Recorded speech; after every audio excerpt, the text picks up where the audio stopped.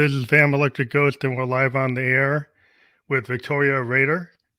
Is that the way I should say your name, Victoria Rader? You sure do. Good. You are a possibility coach and the founder of YU2SHINE, and I'm glad to have you on the program today. We want to let people know that we are a featured podcast on the Newsly platform. So if you use coupon code GHOST, you get 1 month free premium subscription.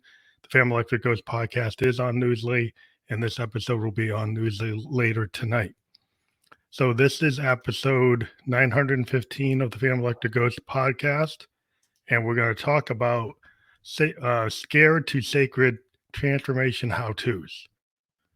And maybe want to start from maybe describing what a possibility coach is. Well, first of all, thank you for having me and for your beautiful patience and help as I was fighting the phantoms of the internet signing on. And possibility, the way I define manifestation and creation of our reality is turning a possibility into reality. That's simple. There's a lot of talk of manifesting. Manifesting is taking a possibility, claiming it to be your own, and then applying it on a spiritual, practical, daily level. That's the process of manifesting. And until you know that something is possible, you cannot create it. More importantly, you might know something is possible, but you're not sure it's possible for you. And that is where possibility coaching comes in. As a coach and as a speaker, I have the capacity to point out the hidden possibilities, bring them into awareness of a client or the audience, and then take them from that possible for somebody to practical possible for me, and then empower them day by day, month by month, year by year, as needed to make those possibilities their realities. Hence, possibility coach. So how do you define manifesting in relation to being a possibility coach? Yeah, manifesting is turning a possibility into reality, into your reality. We all understand that prosperity is possible for somebody, somewhere, at some time. But manifesting is bringing that possibility into your daily reality and saying if it is possible for someone and if it is authentically wanted by me, then it is possible for me, it is probable for me, it is doable by me, and this is how. And the whole process of authentically wanted by me is where I believe most people are stuck because they are trying to manifest or create something that somebody else wants for them, something that their guilt wants for them, something that their duty wants for them, but not what their heart, their God, and their soul wants for them. And so, for manifesting, the very first step, the most important step, is to have the courage to truly discover what it is that you want that is in alignment with your highest and best. That's interesting because I'm a creative person. I'm a podcaster. I'm a musician, and a lot of creative people I've talked to, they kind of create this kind of self-fulfilling prophecy in that they go and they create their work and they have to believe in it. And if you're like a creator, you're a painter, you're an artist, you're an actor, you have to have a certain level of belief to actually get on that stage and the theatrics of it just to make it happen. And a lot of people I've talked to, they want to be musicians or they want to be creators, but then they like, well, I can't really do that because I'm not good enough because Mm, somebody gave them a belief that wasn't a truth. And they told them, like, you can never make any money doing that. You can't be serious that, an artist is like, you need to do like a day job. And so I think like you have to have some level of, fearlessness to go and do what you really want to do. Because I think a lot of times you get these beliefs that are brought to you saying, hey, you can't be an artist, you can't make money being an artist, you can't be a chef or be a baker, you go and get a real job. And then people don't actually fulfill their dreams until they find someone like yourself or a life coach or some kind of person to actually help them realize that they hit the wall and they don't want to be in that place anymore. Absolutely. I think a lot of us have been waiting for a stamp of approval or permission. We're still that 3-year-old kid that is waiting for an invitation to come out of the timeout. I mean, some of us have put ourselves into a punishment timeout and the prison of our own making. The first I call, how when the heart stops, sometimes they shock it. So I tell people it's important. The shock factor is very important because you're absolutely right that somebody at some point in our life has spoken a lie that has limited our potential. While the shock factor is, so what? Which part of you is choosing to believe them? You see, it's not their fault that they were limited in their view. They have somebody else to blame, and blame goes all the way to the beginning of this universe. Hmm. So it is not your fault that you've been pre-programmed through fear, but is your responsibility your ability to respond to what it is that you want to create in your life. And what I truly find is that those that really want it, back to that want, find a way to overcome the fear. Those that think they want it, but don't want to put the effort to have it, choose the limiting belief as a survival mechanism. Those limitations have become our best friends. That they're our most convenient and comfortable excuses. It's my blanket to not grow. Don't take my blanket away. I'm going to be like all exposed. So it goes back to I can see a need. I had an immense opportunity. This story is really cool. How I've self-selected to be coached by Bob Proctor is one of the personal gurus who was in secret and so forth. Put second mortgage on my house actually to offer it to be able to afford it.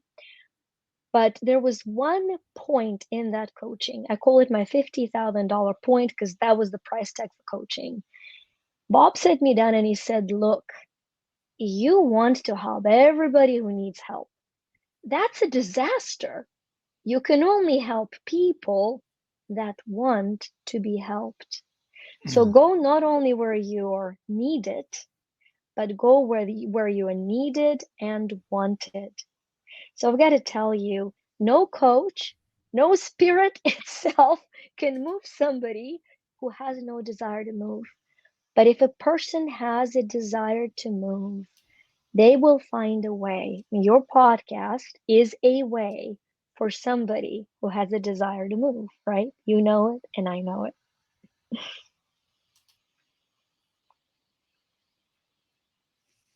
Yeah, I mean, the thing is, like, the way I found this is like I'm a creative person, and somebody came to me back in 2016 and said, "Hey, I want to talk to you on a podcast." And I said, "Okay, what's that?" Is like I didn't even know what it was, and so then the guy told me what it was. It's always like a radio interview show. So we did it, and then I was like, we had such a good vibe that we ended up doing a podcast together for like 6 months, and I didn't even plan doing that. And then I liked it so much that I went and started doing a podcast on my own. And then I said, why don't I go and find other artists like this guy found me and interview them and just do it and see what happens. And since Mm. 2016, we did that. And we're at 916 episodes. We've been able to monetize, we've been able to do all these things. And it just came out of, and some people go, well, that came out of nowhere. It's like, no, not really, because I had been putting myself out there as a musician. And then somebody came to me. And so it wasn't because it was out of nowhere. It was something I was doing with my music that got me into the podcast space. And then it introduced me to other audiences that weren't musicians. There are Mm. other types of people like yourself. And so sometimes you get opportunities that kind of like the universe sends you like, like an alert, and then you either hear it or you don't. And then you figure out what I like to do is kind of like a jazz guy, just kind of, oh, I'm going to kind of riff with this and go see where it brings me. Ooh, I love it. It's so cool that you're saying it because And this observation has just occurred to me, and obviously coming to your beautiful podcast. You know, when you said you're not a musician, this is what the language I use is that everyone is a musician. The instrument is different. Everyone is a musician in their life because music is, you know, seven bass notes. There's seven frequencies. When you study the energy body, human energy body, there are seven main frequencies, seven energy centers. There are seven colors in the rainbow. Very few people understand that each color has a wavelength and a frequency and corresponds to a musical note. So, you know, God or creator, universe is the musician. And I take it a step further and I say, you know, in creating this reality, I talk of six mental faculties. And then when they're played together, you have a harmony and you create a melody of your life, you know? And so I talk of your perception, that's number one, then imagination, then intuition, then reason, memory, and will. So, what you're describing so powerfully is that your perception, like the way you speak and you describe reality, your perception is I'm open to perceive and receive opportunity. That's one perception. There's a different perception. If I come out from under this rock, somebody's going to hit me. That's a different perception, right? Yeah. And but it's very important to know what your perception is. I say notice what you notice because what you notice and how you notice is what you're going to create more. And I've chosen, as I say that, because I have an image of you, you know, as a youngster, listening to music, noticing the beauty and the power of it. And noticing the beauty and the power of it has started wiring your brain for the second faculty, which is imagination. You see, people want to imagine things, they want to create things, but you cannot out imagine what you can perceive because they're the same receptors in your brain. So once you perceive the beauty and the power and the expensiveness of music, you can imagine it. And then if you look at the tuning fork where one side is perception, one side is imagination, then you're in tune with the melody of your life. And we call it intuition. You become, in your case, musically intuitive. You're into the melody that is unfolding through you, that is tuning you to receive it through perceiving it, to send it out through imagining it. And then you are doing the same miraculous creation and manifestation that somebody has done before you because there's a young artist, a budding teen who hears your music and it touches their heart in the same way that your heart was touched, right? So the process of creation is the same. Just in music, it is so much easier because we talk about tones and frequency, you know, and in Yeah. life, we forget that we are instruments. We are instruments and we go Well, your out of voice, tune. well, your voice is an instrument. I always talk to vocalists, you know, 'cause I'm a producer and I'm a synthesist. And so being a synthesis, I'm a sound designer. So I actually use synthesizers and I'm totally in tune with what you said because in synthesis, we take waveforms. We take sine waves, cosine waves, ramp waves, triangle waves, all different types of waveforms. And we make them approximate things that you have not heard or things that you have heard. So we can make the waves sound like drums, so we can make them sound like piano or a horn, or it can make it sound like otherworldly things that you never heard, like ambient music or white noise, pink noise, blue noise, things that like wind, ocean waves, things crashing. And so the thing we've learned as a sound designer is I learned how these waveforms and rhythms in these sound structures affect people. So Oh, when you get to be a sound designer, you can see the ambient sound can make somebody fall asleep. It actually can be used for like sleep therapy. Certain other types of sounds can make people very active and actually in a crowd get people kind of in a mosh pit or get people, you know, holding candles up or people dancing. This depending on what frequency you hit, because people are, you know, are in tune to these frequencies. And then I said, wow, you know, if you use this as a podcaster or as a, you know, if you speak to an audience, it's like the listening skill of reacting as a musician. We look at our audience and we see how they react to notes in real time. Mm. You can do the same thing as, as any form where you're actually communicating. You can understand how your voice is connecting, or you could not pay attention. So it's like Mm. if you open yourself up to see like what is the audience reaction, or are you just gonna barrel through without looking at what's happening? Absolutely, you're back to perception. And there is a book that was written a while back. Your words remind me of that book. It was done by a Japanese scientist, Masaru Emoto, and that word brings the two fields together. It's called Hidden Images in the Water. I don't know whether you've heard about the book. Yeah. He took the water and he exposed it to different sound environments. And then he froze the water and he studied the crystal formation in the water. So when he would expose it, to Tchaikovsky or some classic music, there was just these gorgeous formations. And when it was heavy metal, and I'm sorry if somebody's into heavy metal, the formations were a little bit more, catched. They were just not as fluid. And his whole point was that, wait a minute, we are at birth 95% water. As we mature, we dry up, we're about 76, 75% water. But we are affected by the sound in a similar way, very much to what you're saying is some words and or tones bring life and some of them take it away. So it goes back to the very beginning of our conversation, is that when a well-meaning parent set a child down and said, stay put because you'll never make money with music, they have programmed the vibration through a child's body to make it their dominant frequency, the energy that dictates how they create their life. And so Mhm. somebody like you comes over, or like me, and says who? That was a Yeah, shock to the system. yeah. Says who? Why would you believe that lie, right? And so that's that shock, and the new program comes in that you no longer have to choose between passion and prosperity, that you can be prosperous in your passion. That's a way better program. It's a beautiful Well, I think affirmation. if you think about the way the internet is, and what it's given people, is it got rid of the gatekeepers, right? So now, if you're a creative person, whether you're a life coach, you're a shaman, you're an author, you're an artist, you're a business person, don't have these gatekeepers where you had to go to TV, you had to go Mm, to the newspaper, and you mm, had to be able to go through those certain structures that existed before.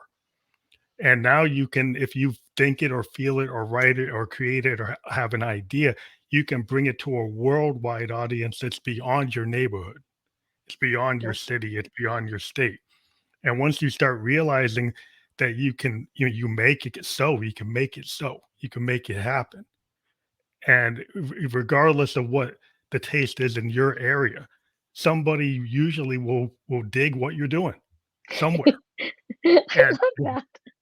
so the idea that you shouldn't put it out is, I run into a lot of artists that like they kind of hold this piece of work and they're scared to show it. They might be really great, but they got this one piece they're kind of really fearful of showing it to anybody. And what I always find is that piece that they don't want to show anybody is usually like the best thing they've ever done.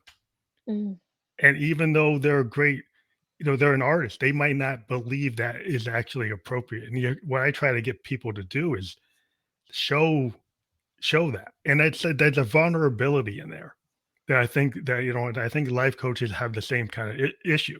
As a producer, I'm trying to bring out somebody's best work by making them believe maybe what they're fearful of, or two, they don't want to be so open. mm. And when you can actually get somebody to take that hidden thing from when they were a kid and they're scared of it and they don't want to embrace it. It seems somewhat similar. I haven't had all these conversations with people. I see these, like, I try to find the parallels in life that, I say, oh, you're talking about music, but it applies to a lot of other things, the same issue. It's a fascinating observation that, what could free us, we keep under the deepest guard. I think it's a very profound observation. And I think it's very true. I think there are several things that play into it. Part of it is I truly believe there is a law of timing. And I think on some level, people hold on to what they feel is sacred to them until they feel encouraged by the right person.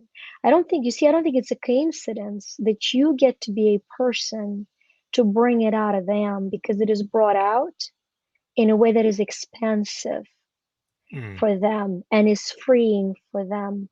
And I think that unfortunately, because in people's life it has not always been the case, we're pre-programmed to keep what is dear very near to our heart and very hidden because in so many generations before us, we've been genetically programmed that when I take out something that is precious, it gets stolen, right? And so there is that fear of being stolen from.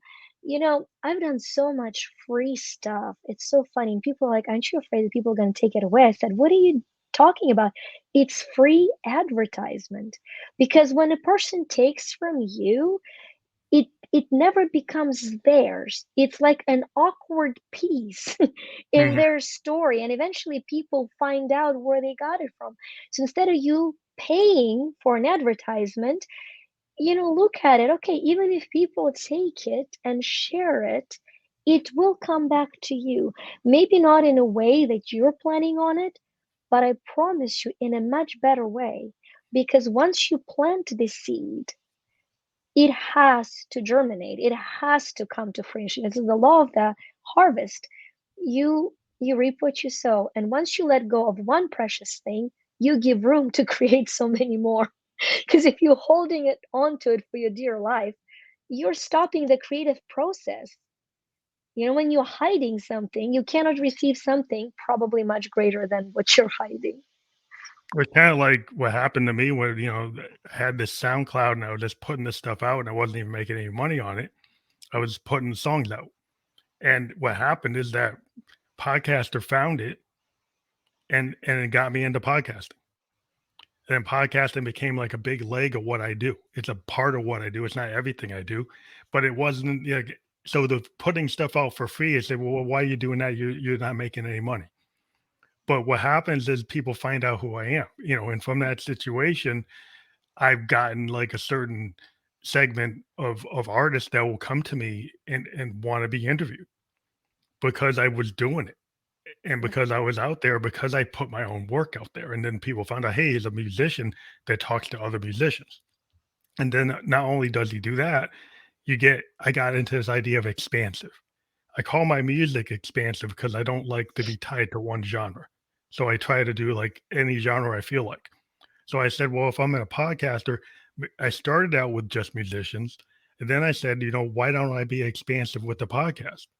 So why don't I talk to a shaman? I talk to a life coach, talk to a CEO, talk to a film director, talk to whoever I thought was interesting. And then the idea was like, everybody has this creative spark inside of them, and everybody understands music like the way you talked about it.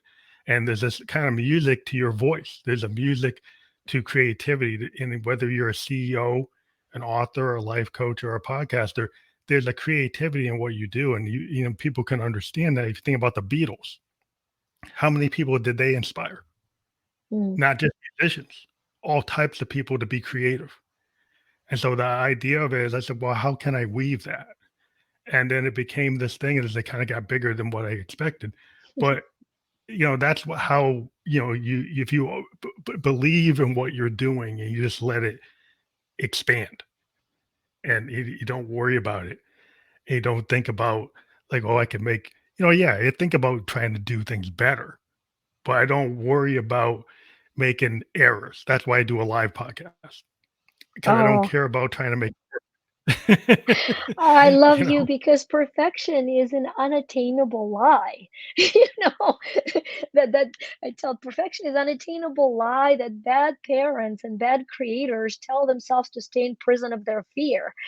I won't move forward until it's perfect, and breaking through that fear is so huge because I love the word expansiveness. We use it in parallel language.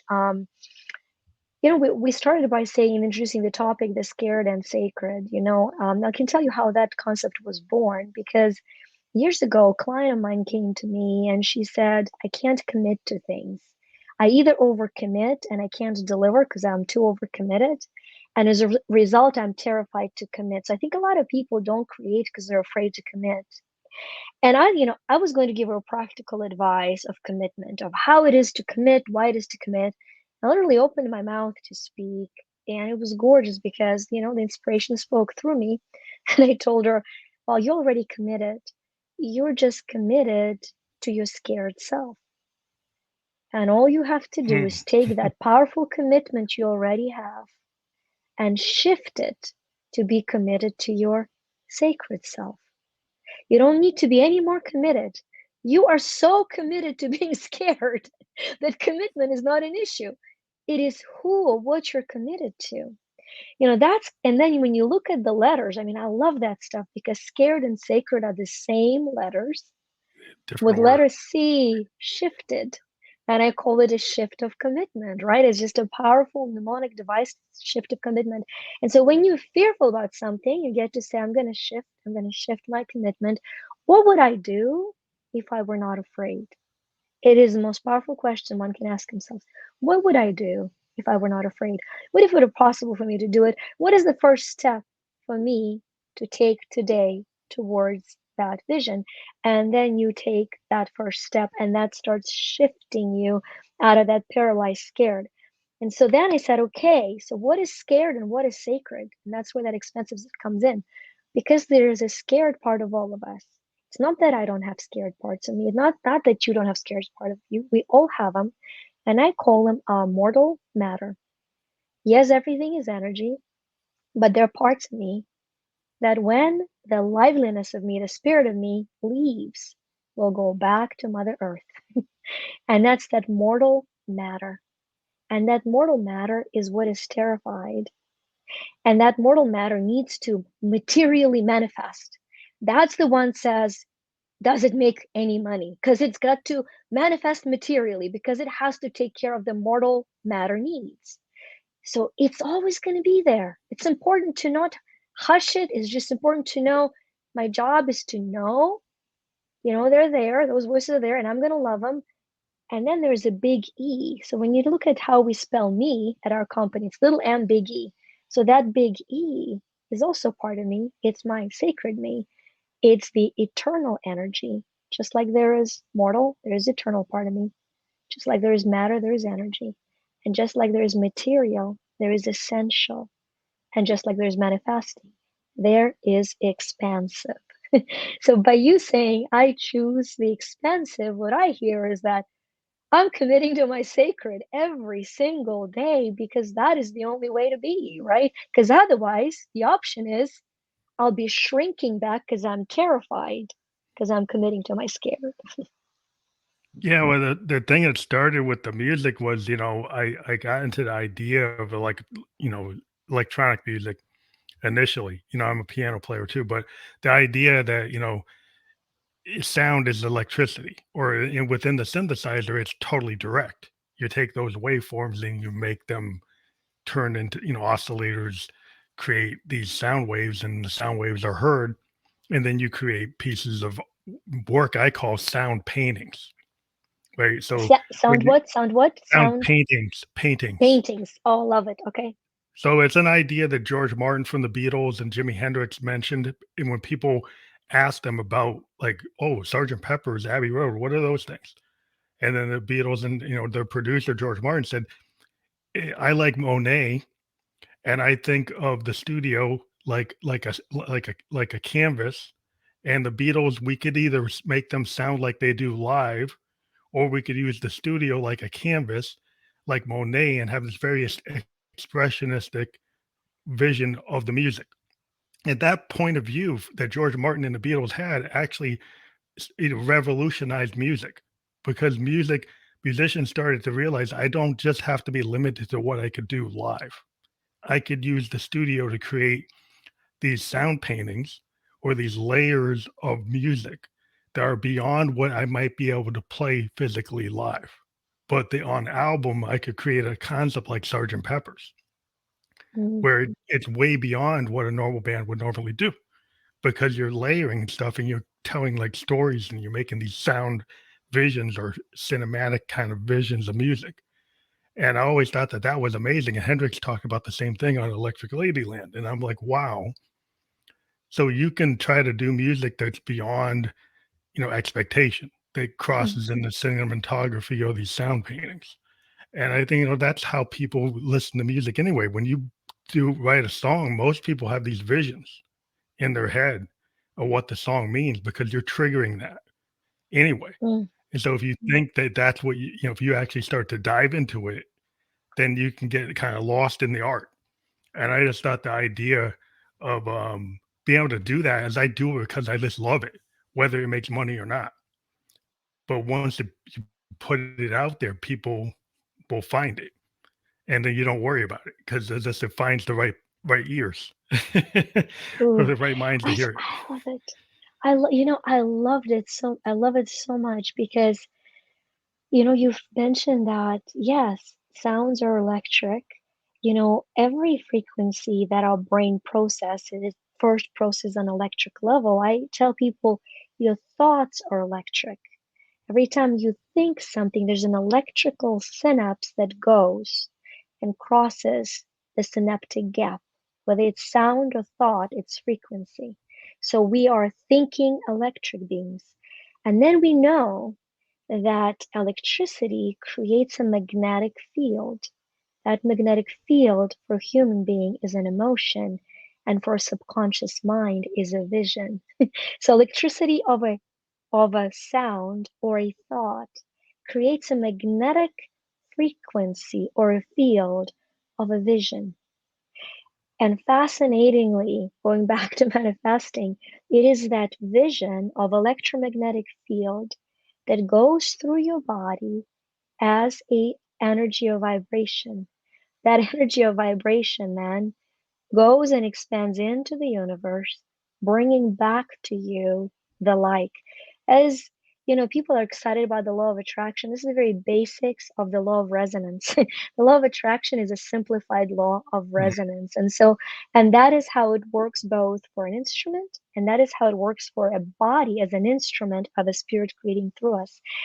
But something you've said that gave me such a powerful insight is that layering the sounds creates this expensive painting of an imagination. That is the language that I guess I would now use to describe how deep programs are created. It's not just one thought damaging or loving, it is layers of those thoughts that create either a field of trauma that a person has to heal from, right? Or the field of expansiveness and freedom and dreams. So you've given me an amazing gift. I'm going to be chewing that one for a while. I just love that. I Yeah, love that. I think it's interesting because I'm kind of jump a little bit to something that I was looking at that you have is this thing called the Empower Me app, and then you have a small M and then a uppercase E, Yeah. and I kind of wondering what's going on with the little M and what's the capital E in that me. Yeah. So, it's kind of flowing into that. So Empower Dash Me app, first of all, it does use some music. It has 3-minute meditations.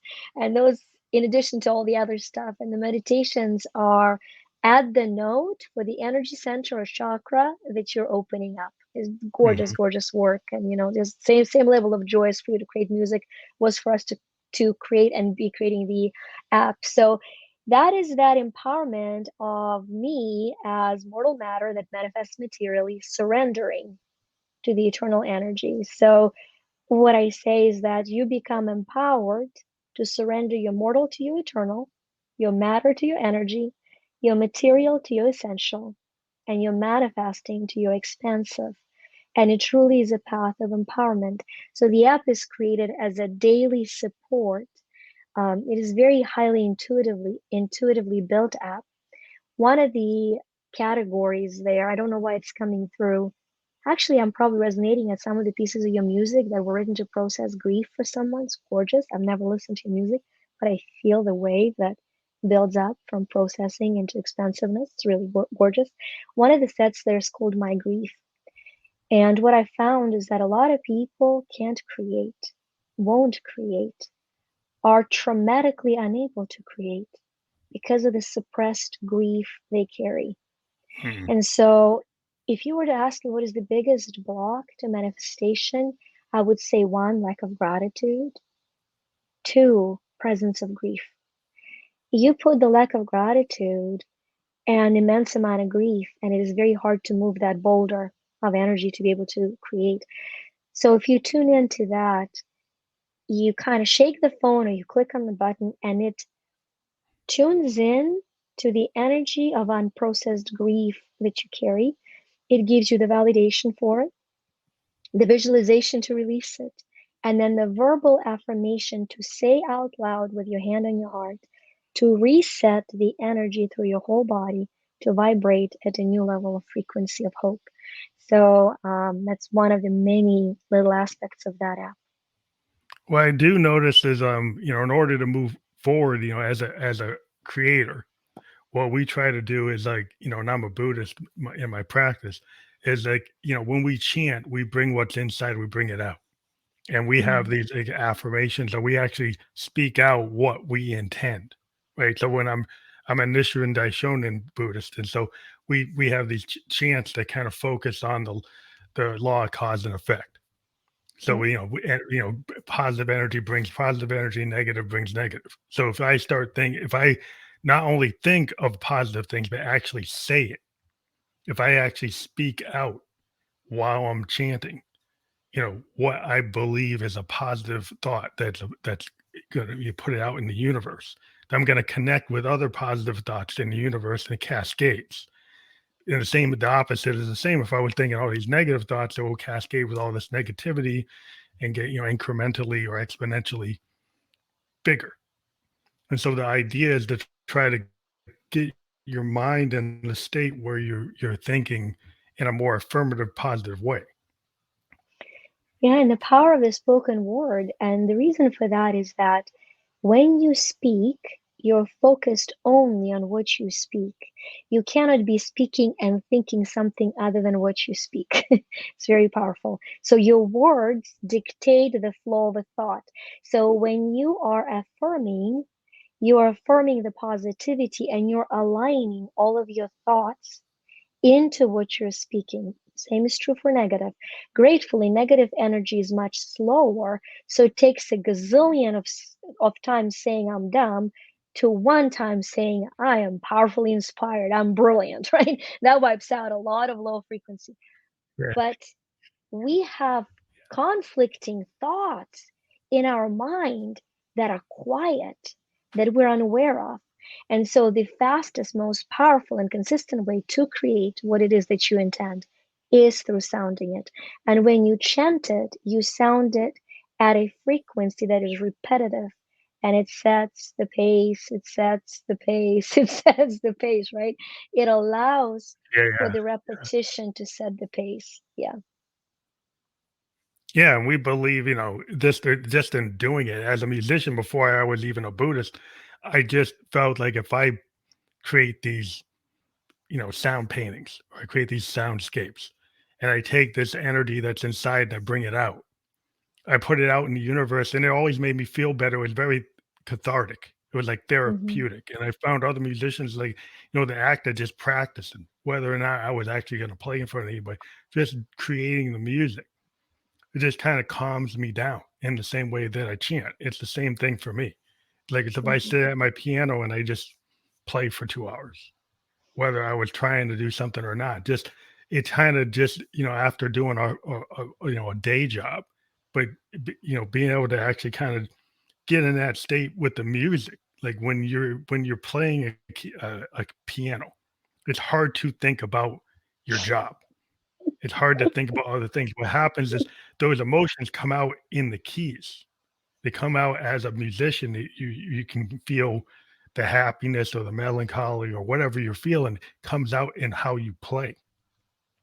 And so it becomes like a way of kind of connecting with what's inside becomes outside. And there's like this synergy. And it's hard to describe if people aren't musicians, but anybody who's an artist can kind of feel that when you do a painting or if you're photographer, what you see and what you chose to take a picture of, it's kind of like that's it becomes that affirmation. Well, I think you're describing also the process of flow, right? For somebody who, because the people say I'm not creative. Everybody's creative. If you're breathing, you're creating something. Might as well be aware of creating what you want. You know, it's just very important to realize. And Hmm. so there was the book, ah, golly, the guy's name is so hard to pronounce. Chikakush, about, I'm gonna butcher it, but there was a book that was called The Flow, and the he's done this beautiful, powerful research of a concept of being one with that state of peaceful consciousness where things are happening through you.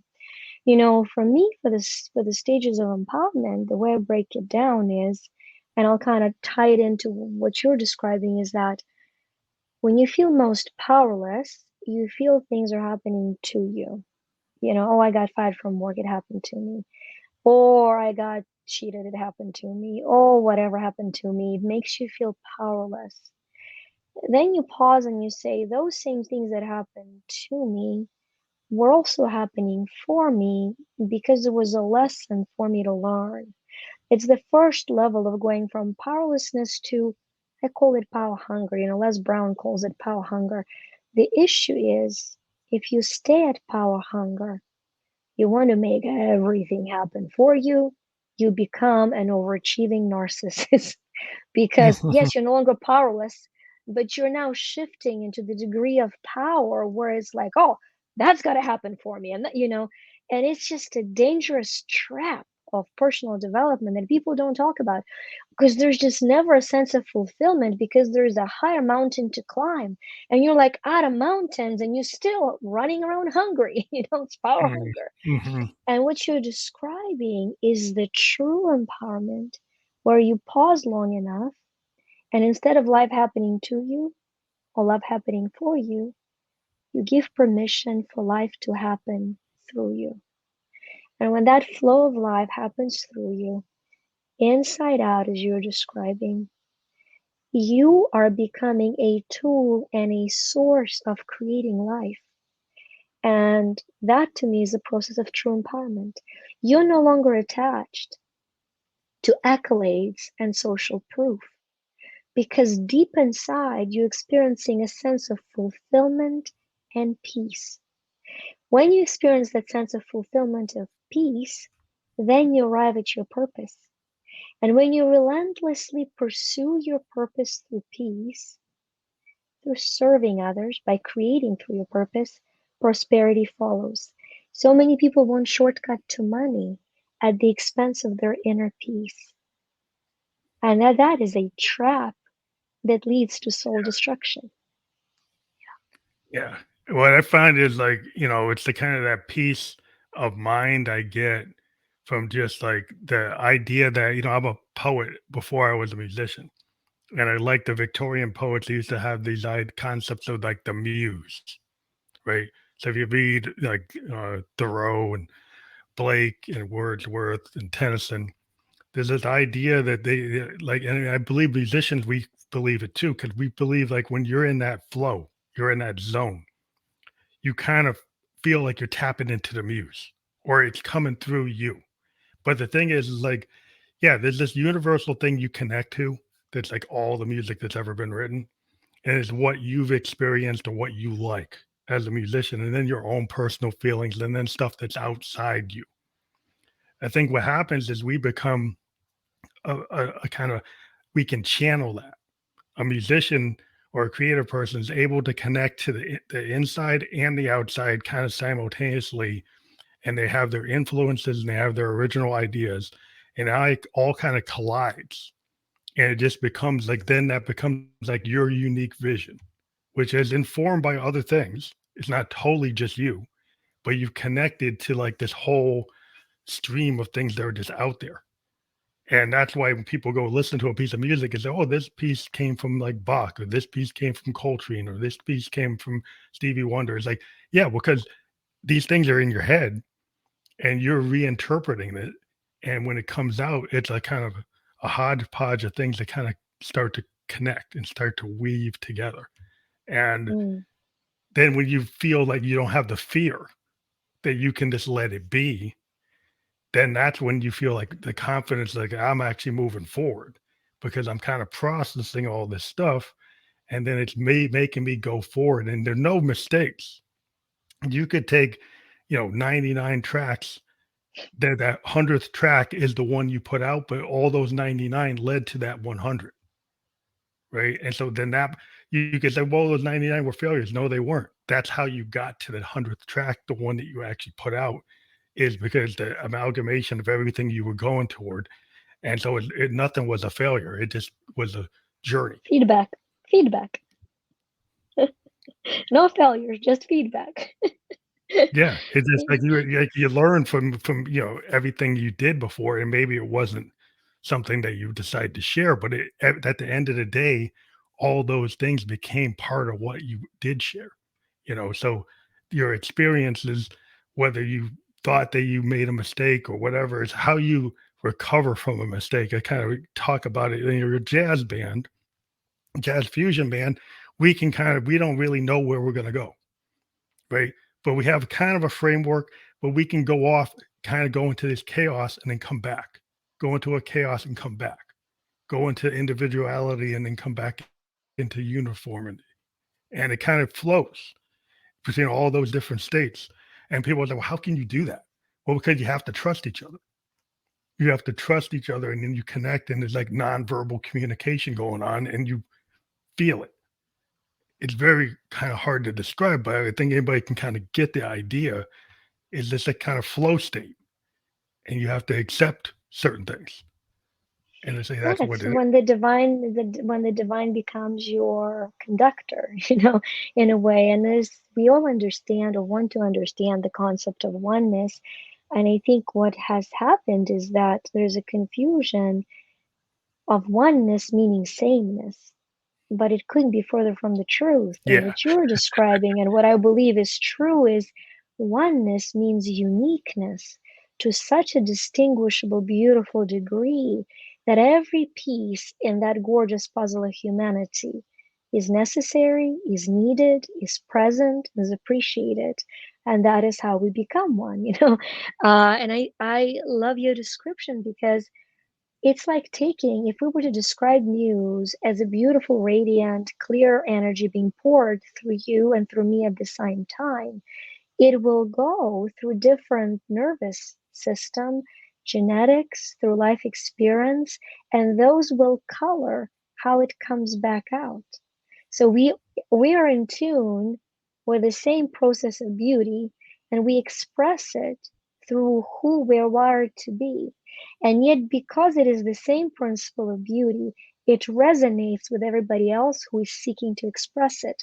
So when you have, a group of musicians jazzing, or a couple finishing each other's sentences, or business associates all waking up at 5 in the morning with the same creative idea, it is because you're tapping to that beautiful gift of oneness, because you no longer want to command everybody to be same.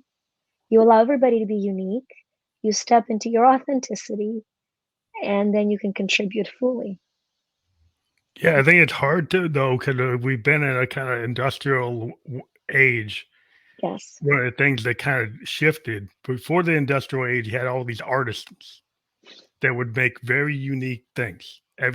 Nothing was uniform. There was no, copyright. There was like it was everybody's artisan was like different. What they did is Taylor was a unique Taylor. Blacksmith, the way he did it was unique. Everybody was doing their art. And then Henry Ford comes along and said, "Hey, let's have the assembly line," and everybody gets judged on doing the same task over and over the same way, and then you get measured on whether or not you do it the same way. And kind of what got lost is the real creativity was when the artisans all kind of did different ways. And what we see today in industry is like, oh, we've got to be able to make products that are unique even though they're on the assembly line, each one can be totally unique. And so it's almost like it's custom because that's actually what people want. They don't necessarily want it to all be the same. You see, people want customized solutions. They want customized medicine, customized food. custom. They don't want it to actually just be the same thing because I don't I think think that's we're our going to. natural state is to have the same thing. No, no, I think we and I really believe we're heading there, probably in a more miraculous and faster way than we realize, with individualized genetics and medicine and everything else.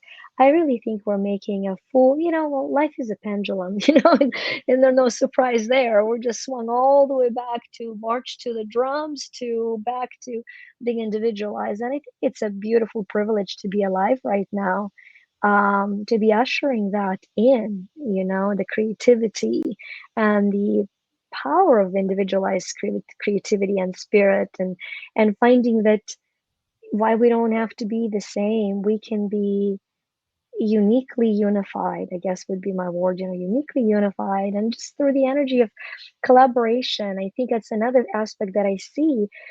Surprise, there's so much competition that is dying out right now, and it's a painful. I'm Ukrainian, so Mhm. there's a lot of, speaking of grief that I process daily to be able to create. But I'm very clear on what's happening. I'm very clear on what's happening. A tyrannic society is dying out, unfortunately, at a cost of my countrymen, but it is dying out nevertheless. Yeah, The suppression of yeah, freedom. yeah, Yeah. that's a total loser, strategy. Like the problem we have is in an age where things are shifting to individual kind of freedom. You still Mm. have some structures that want to have this kind of top down. They want to have that oligarchy, or they want to have the totalitarian dictators. And we see it in the US. We got a certain class of people that want to have this kind of oligarchy, that Mhm. don't want to have the rule of law, that want to have it by a nation of men, not laws. The whole thing of the US was it's founded on a nation of laws, not men. But there's a certain group of people that want it to be a nation of men, not laws. Certain men have more power than other men. And it really is dangerous, you know, because we're at this kind of flashpoint where there's the people who want it to be that way, like 16th century, 17th century, they want to go backward. They're going against the modern age. The modern age is to not do that. The modern age is to have the freedom, to have the individuality, to have people kind of propel themselves. And there's certain people that don't want that. And so I see the struggle that's going on with your country. That is kind of part of the whole thing. There's a kind of an issue around the world with that. If you go, you can go to Mm. the east, you can go to the west. There's different places, in Central America and Africa. There's certain people who are fighting kind of the tides of history. Tide of history is to go Power toward, hunger. yeah, It's that power hunger we were talking about. yeah, It's all happening for me. I mean, I'm gonna make sure everybody keeps working for me, not with me, for common good or common goal. yeah, I totally get that. I totally get that. But I think that the peace that I find is in what you've said earlier, is that no matter what and how it is happening, I believe the process of individualized creativity, and I call it quantum freedom. I have a subscription group called Quantum Freedom because it's a freedom that is born from within on a quantum level, which is the smallest level of a quark in your atom, mhm, and it expands infinitely, and then it expands in your individual freedom and in your expressive freedom and so forth, financial freedom, if you will. But I truly believe that the expansion is irreversible. We have a universe to prove it. yeah. If you know anything about The Big what's Bang, happening astronomically, the it, universe is it's expanding. expanding. Yeah, it's like I mean, expansive. It it does. is It's unless it irreversible. hit the wall. Yeah, well, there's hopefully, there's this physics say, the Big Bang's been expanding and it's expanding and it hasn't stopped. And then you get the naysayer goes, well, there's a wall somewhere. It's going to hit that wall and it's going to come back. Well, that's what some people want to believe. And other That's what they people want. would rather They're scared. believe that it's going to keep on expanding and it's not going to hit a wall and come back and do another Big Bang. But there's some people they want that. They want it to hit the wall and come back and do a big bang again. Except And they want to walk because they're in their prison cell. And the prison cell keeps the scared safe. You see, the concept is the same. You apply it to music, I apply it to personal growth. The cosmos is applying it to all of creation. But you're expanding. And we could get into the whole string theory. And this is what I ultimately believe is that as and what you believe becomes your reality, even if it is not a reality for anybody else around you. So, what yeah, you well, choose to believe believe, you're going to choose to create. And then you're going to say, see, I was right.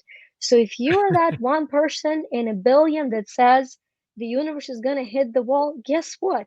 For your little minuscule reality, there will be a speck of the universe that'll bounce back. I mean, I'm yeah, just obviously exaggerating, but the yeah. bottom line is whether you believe you will and can, or whether you believe you cannot, you're right.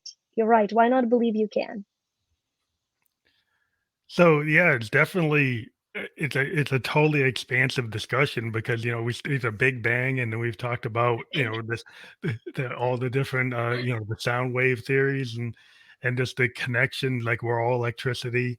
The idea that the Phantom Electric Ghost was like the ghost in the machine, like what is that? Well, there's like that spark that there's electricity in that machine. So does that mean there's electricity in me? So does that mean it has some level of life?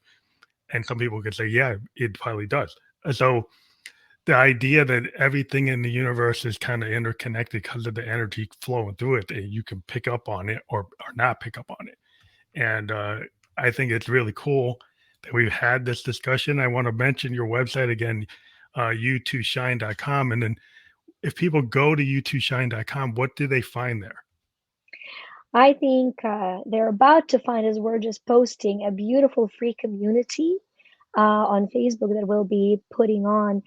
I've had so many people ask me to teach on universal laws, and I do that in our paid subscription group. And so, what we're going to do is create a free group. You will be able to join it by going freeme.coach. What a surprise!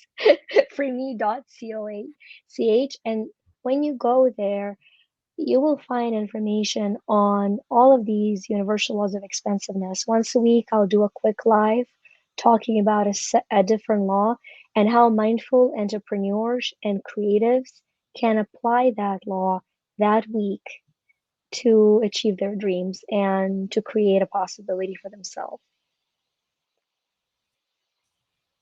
That's great. We love to have people, check out further discussions that we've been having.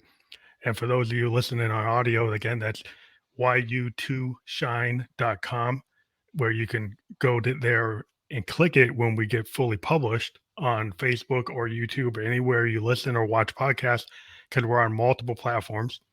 And eventually we're going to send you a landing page for your audience so they can decide wherever they listen to podcast or watch podcast, they'll be able to see this episode and then click any of the links that are provided in the description.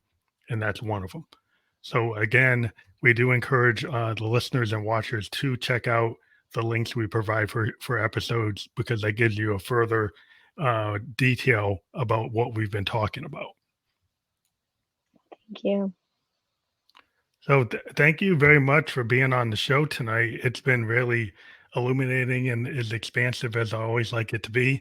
And yeah, I wish you the best, and I hope for your countrymen everything is going as well as it can be. We're all pulling for your freedom. Thank you very much. Thank you.